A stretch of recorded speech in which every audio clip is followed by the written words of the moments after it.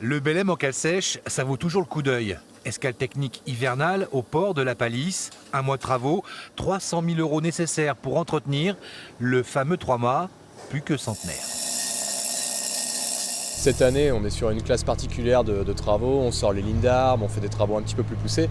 Mais il faut savoir que le Belém, 123 ans, nécessite qu'il passe chaque année en cale sèche. Donc ce qu'on fait aujourd'hui avec le Belém, ce n'est pas un exercice très original, parce que chaque année, le Belém est sorti de son élément naturel, la mer, pour trouver les bons soins d'un chantier, donc le chantier Le Camus, ici à la Palisse.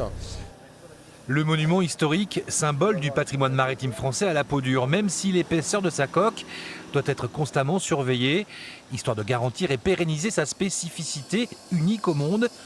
C'est le seul navire-école civil de cette taille. C'est aussi de transmettre les savoir-faire de la grande marine à voile. Quand vous mettez le pied sur le navire et que vous venez faire un stage, vous prenez l'habit d'un marin et vous apprenez à refaire les gestes que faisaient les marins au 19e.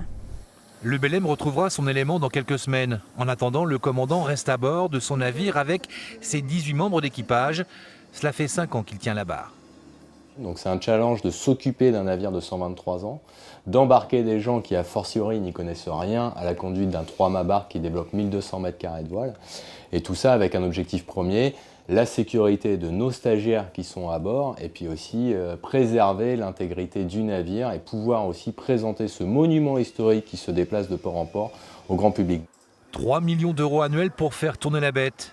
La Fondation Belém et son vaisseau amiral reprendront le large à partir du 1er avril pour 7 mois de campagne sur les côtes françaises et européennes.